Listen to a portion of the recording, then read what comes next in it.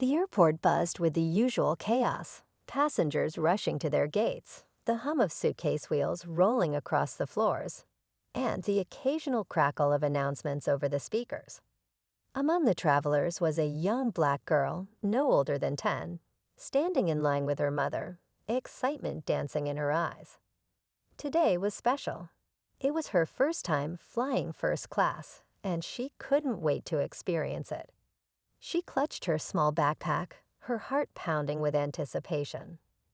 As they approached the boarding area, a flight attendant in a neatly pressed uniform stepped forward, scanning the crowd. Her gaze landed on the little girl, and in an instant, her expression changed. With a tight smile, she blocked their path. "I'm sorry, sweetheart," she said, her voice overly sweet yet firm. "First class is reserved for premium passengers. You might be in the wrong line." Confusion flickered across the mother's face. She had heard stories of situations like this before, but she never expected to experience it firsthand. Taking a deep breath, she calmly handed over their first-class tickets, expecting the issue to be resolved. But the flight attendant barely glanced at them before shaking her head. "I think there's been a mistake," she said, her tone clipped. "First class isn't available for—" She hesitated for a second before continuing, "economy passengers." The little girl's excitement quickly faded, replaced by uncertainty. She looked up at her mother, searching for reassurance. The mother, however, remained calm, her expression unreadable. She knew exactly what was happening. The flight attendant had made a snap judgment, and now she was digging herself into a hole she wouldn't be able to climb out of. Passengers around them began to take notice, some whispering, others watching in awkward silence. The tension in the air was thick, the moment stretching unbearably. And just as the flight attendant was about to call for security, the mother finally spoke, her voice poised yet carrying a weight that made the woman before her falter. "You might want to double-check those tickets," she said, holding the flight attendant's gaze. "Because I'm not just a first-class passenger. I own this airline." The color drained from the flight attendant's face. The realization hit like a freight train. And in that moment, she knew she had made a terrible mistake. What happens next? Stay tuned to find out. The flight attendant's eyes widened, her confidence crumbling in an instant. She swallowed hard, glancing around as if searching for an escape. Passengers nearby had stopped pretending not to listen. Some exchanged looks, while others held their breath, waiting to see what would happen next. The mother remained calm, but there was a quiet authority in the way she stood, poised, unshaken. The little girl, still holding onto her backpack, watched her mother with a mixture of admiration and curiosity. She had seen her handle tough situations before, but never quite like this. The flight attendant forced a nervous laugh, trying to regain control. I'm sorry for the misunderstanding," she stammered. "It's just that we have to follow strict policies, and sometimes mistakes happen." The mother tilted her head slightly, her expression unreadable. "A mistake," she repeated. "Funny how this mistake only happened when it was my daughter standing here." The air felt heavy with unspoken words. The flight attendant shifted uncomfortably, gripping her clipboard tighter. She wanted to fix this, wanted to take it all back, but she knew it was too late. The damage had been done. A tall man in a suit, another airline employee, approached, sensing the tension. "Is there a problem here?" he asked, his gaze flicking between the flight attendant and the mother. Before the flight attendant could speak, the mother turned to him. "Your employee just denied my daughter any access to our first-class seats," she said, her voice steady, "despite having valid tickets." The man's expression shifted. He straightened, glancing at the flight attendant, who now looked pale. "Ma'am, I sincerely apologize for any inconvenience," he said quickly. I assure you, this is not how we treat our valued passengers." The mother's lips pressed together. "I would hope not," she said, "considering I built this airline from the ground up." The man blinked, his professionalism faltering for a split second. The flight attendant's mouth opened and closed, her face flushing with embarrassment. She had made the worst possible assumption about the wrong person. The little girl tugged at her mother's sleeve. "Mommy, can we still sit in first class?" she asked softly. Her mother smiled at her, then looked back at the man in the suit. "That depends," she said. "Are we welcome on this flight, or should I take my business elsewhere?" The entire room seemed to hold its breath. What would happen next? The man in the suit hesitated for a moment, as if carefully choosing his next words. The weight of the situation was clear. This was no ordinary passenger complaint. The wrong move could have serious consequences. He cleared his throat, nodding quickly. "Of course, ma'am. You and your daughter are more than welcome. This was just an unfortunate misunderstanding." The mother didn't respond right away. Instead, she glanced at the flight attendant, whose hands trembled slightly as she clutched her clipboard. The woman was avoiding eye contact now, staring at the floor as if she wanted to disappear. The mother finally spoke, her voice calm but firm. A misunderstanding would be an accident. This was a decision. She let the words hang in the air, making sure they sank in. Nearby passengers shifted uncomfortably, some nodding in silent agreement. They had witnessed everything. And now they too were waiting to see if the flight attendant would own up to what she had done. The little girl, still holding onto her mother's hand, looked up at the flight attendant curiously. "Why didn't you want me to sit in first class?" she asked innocently. The flight attendant's face turned red, and for the first time, she looked directly at the girl. I didn't mean," she started, but the words stuck in her throat. There was no way to explain herself without making things worse. The mother sighed and turned back to the man in the suit. "I don't want a rehearsed apology," she said. "I want to know if this is how you treat your customers when you think no one important is watching." The man shook his head quickly. "Absolutely not, ma'am. We value all of our passengers, and this does not reflect our company's values." His words were smooth, professional, but there was something else in his eyes. Worry. He knew who she was, and he knew this wasn't just going to go away. The mother studied him for a moment before exhaling slowly. "Good," she said, "because if it did, I'd have to reconsider who's running my airline." The flight attendant flinched at those words, realizing just how badly she had misjudged the situation. Her job, her reputation, everything was now on the line. As the mother and daughter finally stepped past her, heading toward the first-class cabin, the flight attendant remained frozen in place. But she wasn't the only one feeling uneasy. Somewhere in the background, another employee whispered into a phone, their expression tense. Something bigger was happening, and it wasn't over yet. As the mother and daughter made their way down the jet bridge, the tension behind them remained thick. The flight attendant stood frozen, her mind racing, while the man in the suit quickly pulled out his phone, stepping aside to make a hushed call. Whatever was being said, it was urgent. Inside the aircraft, the first-class cabin was quiet and pristine. Large, plush seats lined the rows, each one promising comfort and exclusivity. The little girl's eyes lit up as she climbed into her seat, her small hands running over the armrests. "Mommy, this is so nice," she whispered excitedly. Her mother smiled at her, but there was still a sharpness in her expression. She wasn't about to let this moment distract her from what had just happened. She had spent years building this airline, making sure it stood for quality, fairness, and respect. And yet, an employee under her own company had acted like this. It left a bitter taste in her mouth.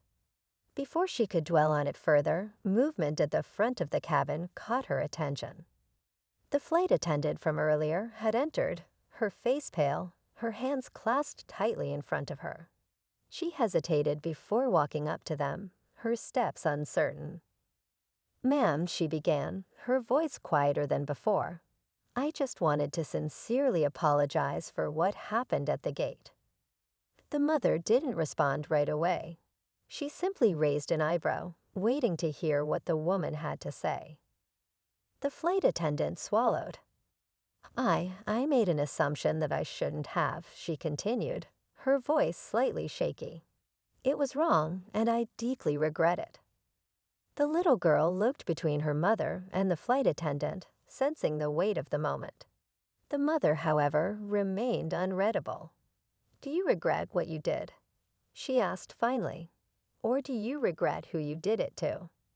The flight attendant's breath hitched. It was a question she wasn't sure how to answer. She had seen countless first-class passengers before, never questioning whether they belonged. But today she had, and she knew exactly why. Before she could respond, a different voice cut through the air. "Excuse me, ma'am." A second flight attendant had appeared, this one looking nervous, her fingers gripping a tablet. "We have a situation," she said, her eyes darting between the mother and her colleague. The mother turned fully toward her, sensing something was off. "What kind of situation?" The attendant hesitated, lowering her voice. "The CEO of the airline just called. He wants to speak with you." The mother's expression didn't change, but the air around her seemed to shift. "Did he know?" she murmured. The nervous flight attendant nodded. "Yes, ma'am. And he's already on the line." The mother leaned back slightly, her lips pressing together. This was bigger than she thought. And whatever was coming next, it wasn't just about her. The mother exhaled slowly, then reached for the tablet.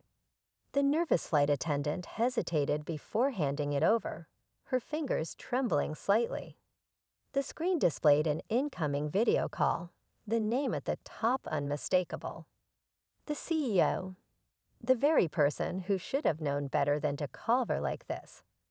She tapped the screen, and within seconds, the face of an older man appeared. His expression was carefully composed, but she could see the tension in his jaw. "I wasn't expecting to hear from you today," she said smoothly, her voice calm, but edged with something unreadable. The CEO cleared his throat, forcing a tight smile. "I wasn't expecting to call," he admitted. "But I just received word about an incident." Her lips curled into the faintest hint of a smirk. "Oh, and what exactly did you hear?" The man hesitated. He knew he was treading on thin ice. "A misunderstanding at the gate," he said carefully. "An unfortunate mix-up that I deeply regret. I wanted to personally assure you that the employee in question will be dealt with." The mother tapped her fingers against the armrest, her gaze locked onto the screen. "Dealt with," she repeated, her tone even. The CEO nodded quickly. "Yes, we take these matters very seriously. We don't tolerate discrimination or mistreatment of any kind. I assure you, she will be removed from her position immediately." A silence stretched between them. The flight attendant, still standing nearby, went pale, her breath catching in her throat. The mother, however, remained unreadable. Then, after a moment, she shook her head. "Firing her won't fix the problem," she said. The CEO blinked. Excuse me." She leaned forward slightly. "You think this starts and ends with one employee?" "No. This is bigger than her." Her voice was low but carried weight. "You're scrambling to cover up a symptom without addressing the disease." The CEO looked uncomfortable now. "I understand your frustration," he said carefully. "And I agree that we need to address systemic issues, but surely you understand why we have to act quickly in this situation." She studied him, then sighed. "I don't want a PR move. I want accountability." Her eyes flicked to the flight attendant, and not just from the people at the bottom. The flight attendant swallowed hard, her entire body tense. The CEO hesitated. He had expected anger, maybe even demands. But this was something else. This was strategy, and it meant he was no longer in control of the conversation. The mother leaned back, finally breaking eye contact. "I'll be in touch," she said smoothly before ending the call. The flight attendant exhaled sharply, her legs shaky. But before she could say anything, the mother turned back to her. "I'm not going to have you fired today," she said. "But you need to ask yourself something. If I hadn't owned this airline, would you have done the same thing?" The woman's throat tightened. She didn't have an answer. And that silence said more than words ever could. The flight attendant stood frozen, her mind racing as the mother's words hung in the air.